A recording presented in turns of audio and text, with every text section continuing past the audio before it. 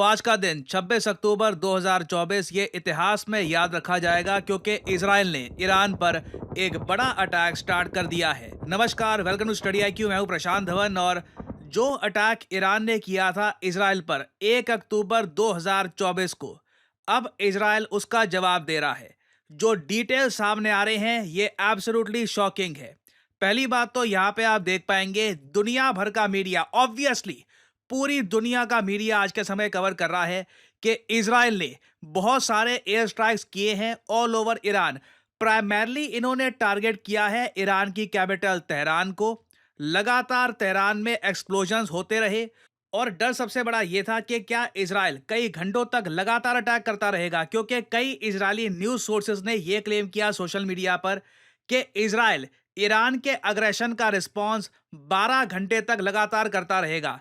पहले first wave attack, फिर second wave, third wave, लगातार ये ऑल टुगेदर ईरान के मिलिट्री साइट्स पे अटैक करते रहेंगे। बट थैंकफुली, यहां पे मुझे वर्ड यूज करना पड़ेगा थैंकफुली, क्योंकि एज एन इंडियन, देखो मैं यहां पर बोलूंगा, कमेंट सेक्शन में कुछ लोग, छोटी सी परसेंटेज, वो ज्यादा ही या तो ईरान के प्रति या ज्यादा ही इसराइल के प्रति झुक जाते हैं। याद रखिएगा एज इंडियंस हमारे लिए सबसे इंपॉर्टेंट ये है कि ये वॉर ज्यादा बड़ी ना हो जाए, दोनों देश आपस में ना लड़ना स्टार्ट कर दे, इससे इंडिया को ही नुकसान होगा इन एवरी वे शेप और फॉर्म। तो थैंकफुली मैं यहां पर यह कहूंगा कि जो बातें लिखी जा रही थी कि 12 घंटे तक इसराइल लगातार ईरान पर बॉम्बिंग करेगा, ये नहीं हुआ। इसराइल ने अपनी तरफ से एक स्टेटमेंट जारी करी कि इनका जो अटैक है ईरान पर, यह खत्म हो चुका है। अब यहां पे आपका सवाल आएगा, मगर इसराइल ने बेसिकली ईरान में अटैक किया कहां पर है? देखो, अपनी जो स्टेटमेंट जारी करी है, official statement by the government of Israel, वहां पर ये लोग कह रहे हैं कि इनके फाइटर जेट्स जिन्होंने पार्टिसिपेट किया था इस बड़े अटैक में, 140 फाइटर जेट्स, ये वापस आ चुके हैं। तो मतलब कि इजरायली एयरफोर्स का कोई भी फाइटर जेट शूट डाउन नहीं कर पाया ईरान। आगे ये कहते हैं कि ईरान की जो मिसाइल मैन्युफैक्चरिंग साइट है, जो फैक्ट्रीज जहां पर ईरान मिसाइल्स मैन्युफैक्चर करता था, वो डिस्ट्रॉय हो चुकी है। उसके अलावा ईरान के जो मिसाइल डिफेंस सिस्टम थे, उनको ये कंप्लीटली डिस्ट्रॉय कर चुके हैं। इधर आप देख पाओगे the IDF struck surface to air missile arrays and additional Iranian air capabilities that were intended to restrict Israel's aerial freedom of operation in Iran. Basically Israel यहां पर यह कह रहा है, इनके हिसाब से जो इनका वर्जन है, कि ईरान को ये काफी हद तक निहत्था कर चुके हैं in terms of aerial attacks. अगर कल को इसराइल चाहे तो आराम से कभी भी ईरान के एयर स्पेस में घुसकर ये ओपनली ईरान पे अटैक कर सकते हैं, क्योंकि जो भी इनका एयर डिफेंस था ये डिस्ट्रॉय हो चुका है।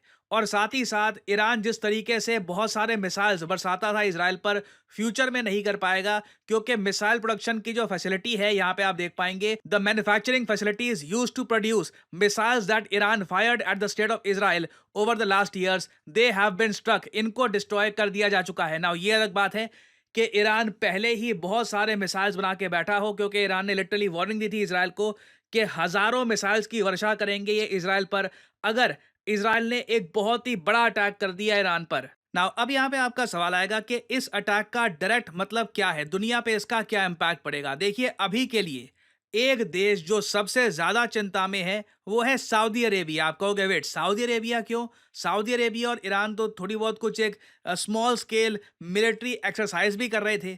देखिए, वो फॉर्मेलिटी के लिए है।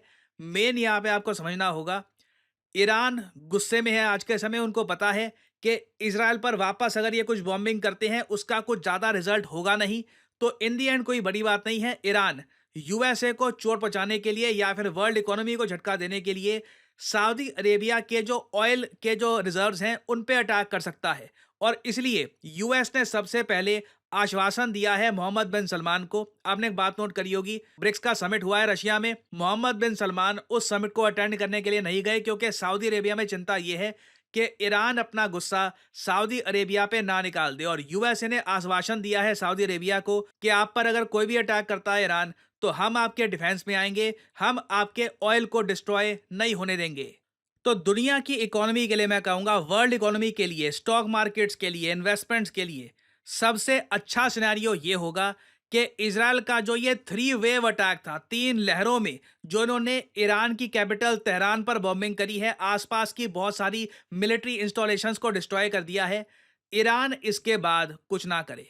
बस अब ईरान ये समझ ले कि ठीक है, मेन इशू ये था ना कि इज़राइल ईरान की न्यूक्लियर साइट्स और ईरान के ऑयल को अटैक नहीं करेगा, वो इज़राइल ने नहीं किया है। तो मामला यहीं पर ख़त्म कर देना चाहिए। अगर ईरान इसके बाद ऑपरेशन ट्रू प्रॉमिस पार्ट 3, जिसके अंडर ये बहुत सारे बैलिस्टिक मिसाइल्स बरसाते हैं इज़राइल पर, ये करते हैं तो बिल्कुल एक रीजनल या फिर एक ग्लोबल कॉन्फ्लिक्ट स्टार्ट हो सकती है, क्योंकि याद रखिएगा ईरान का एक बहुत ही इंपॉर्टेंट पार्टनर है सब में रशिया। अगर ईरान पे ऐसे अटैक्स लगातार होते रहते हैं जैसा इजराइल ने रिसेंटली किया है, रशिया बिल्कुल ईरान के डिफेंस में आएगा and a huge war can start. तो अभी के लिए मेरी उम्मीद यही है कि इजराइल का जो अटैक है, दिस इज डन, और ईरान भी ये कह दे कि देखिए हमारा कुछ ज़्यादा नुकसान हुआ नहीं, ठीक है, कुछ मिलिट्री इंस्टॉलेशंस पे इन्होंने मिसाइल्स गिरा दिए, उसके अलावा कुछ नहीं हुआ। दुनिया आराम से इसको एक्सेप्ट कर लेगी और ग्लोबल इकोनॉमी आगे बढ़ पाएगी ज़्यादा किसी टेंशन के बिना। और एक और बहुत ही इंपॉर्टेंट बात नोट करने वाली ये भी है कि इस पूरे अटैक में यूएसए ने इजराइल का साथ नहीं दिया है। आप एक बात नोट करिएगा, यूएसए का कोई फाइटर जेट नहीं था, कोई यूएस ने अपनी नेवी का इस्तेमाल नहीं किया। यूएसए ने लिटरली अनाउंस कर दिया कि ये इजराइल का साथ नहीं देंगे इस अटैक। यूएसए के कई जो सेनेटर्स हैं उन्होंने ट्वीट करी, यहाँ पे आप देख पाओगे, यहाँ पे ये यूएस के सेनेटर कह रहे हैं I stand with Israel as the respond to Iran terrorist regime. और यूएसए का जो मीडिया है उन्होंने ये वीडियोस पोस्ट करी and confirmed that Israel has started their attack against Iran. बिल्कुल अमेरिकन मीडिया भी काफी हद तक इजराइल का समर्थन कर रहा था, but overall at a larger scale US ने एक मैसेज सेंड किया है ईरान को कि हम इस वॉर को बढ़ाना नहीं चाहते। इजराइल ने जो करना था, नेतन्याहू ने जो करना था वो कर दिया है एंड होपफुली अब एस्केलेशन और ज्यादा नहीं होगी। आने वाले 2 दिन मैं आपको बता दूं बहुत ही इंटरेस्टिंग होने वाले हैं। देखना होगा कि ईरान अपनी तरफ से क्या स्टेटमेंट रिलीज करता है और क्या ईरान वापस इजराइल पे अटैक करता है या नहीं करता। अगर एक वॉर यहाँ पे स्टार्ट हो जाती है, आई एश्योर यू इसका नेगेटिव इम्पैक्ट पूरी दुनिया को होगा। इंडिया के लिए जो आईमैक कॉरिडोर है जो गुजरता है इजराइल से, ये ब्लॉक हो जाएगा, और साथ ही साथ नॉर्थ साउथ ट्रांसपोर्ट कॉरिडोर जिससे इंडिया रशिया कनेक्ट होते हैं, ये भी ब्लॉक हो सकता है। होपफुली एज एन इंडियन मैं यही कहूंगा, एस्केलेशन आगे ना बढ़े, बात यहीं पर खत्म हो जाए। और फाइनली यहाँ पे मैं आप लोगों से एक एमसीक्यू भी पूछूंगा जिसका आंसर आप सब लोग करेंगे कमेंट सेक्शन में। क्वेश्चन यहाँ पर ये है कि देखिए 2024 का ब्रिक्स समिट तो होस्ट कर लिया रशिया ने, मगर 2025 का ब्रिक्स समिट कौन सा देश होस्ट करेगा। और अगर आप सोच रहे हैं ये तो इजी है, ब्रिक्स में समिट्स तो ऐसे होते हैं ना, पहले ब्राज़ील, फिर रशिया, फिर India, China, south Africa, rotation. नहीं, बीच में दिक्कत ये आ गई थी कि 2024 का ब्रिक्स समिट रशिया को होस्ट नहीं करना था, किसी और देश को होस्ट करना था, मगर उस देश ने कहा कि हम ये समिट होस्ट नहीं कर पाएंगे, हमारी और अभी ड्यूटीज हैं। तो रशिया ने मजबूरी में इमरजेंसी बेसिस पे प्रिपरेशन करके 2024 का ब्रिक्स समिट होस्ट किया है। अब उस कंट्री की टर्न वापस आएगी 2025 में, जिसको एक्चुअली में 2024 का जो समिट था होस्ट करना था। तो जो ये सीक्वेंस है डिस्टर्ब हो चुका है। तो आपको बताना है कि 2025 में ब्रिक्स समिट कौन सा देश होस्ट करेगा। ये है यहाँ पे आपकी ऑप्शंस, ब्राजील, इंडिया, चाइना या फिर ईरान। डिफिकल्ट क्वेश्चन है, पता नहीं कितने लोग इसको अटेम्प्ट करेंगे in the comment section, but जो लोग सही आंसर देंगे उनकी कमेंट को मैं हार्ट दे दूंगा ताकि बाकी लोग समझ पाएं कि सही उत्तर क्या है। और फाइनली आप लोगों के लिए बहुत ही इंपॉर्टेंट जानकारी, अड्डा 247 और स्टडी आईक्यू मिलके आपके लिए लेके आए हैं all exams test series under one subscription offer. ये ऑफर बस कुछ ही दिनों के लिए है।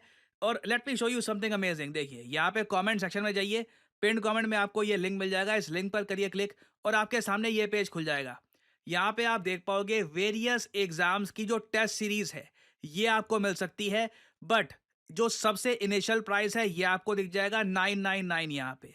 फिर नीचे लिखा होगा प्राइम कोड, यहाँ पे अप्लाई कर दो और 300 रुपए के आसपास का आपको ये मिलेगा। आपको ये अमाउंट भी पे नहीं करना, सिंपली यहाँ पर व्यू ऑफर पे करिए क्लिक। यहाँ पे आपसे पूछेंगे कोड, और कोड यहाँ पे आप डालिए PD10 और फिर आप देखोगे आपको मिलेगा एक मेगा डिस्काउंट सिर्फ 279 रुपीज में। आप वेरियस एग्जाम्स की टेस्ट सीरीज कर सकते हैं purchase. This is brought to you by a joint initiative by Adda 247 and study IQ। ये बस कुछ ही दिनों का एक प्रमोशनल ऑफर है, so this is a golden opportunity. You can buy this test series by using the code PD10 to get the maximum discount possible। और आप कोड यूज करोगे प्राइम या वेरियस और कोड्स, आपको मैक्सिमम डिस्काउंट नहीं मिलेगा। Use the code PD10 to get the max discount and save money। So इसी note के साथ ये है वीडियो का अंत। Thank you for listening and as I always say, may the gods watch over you.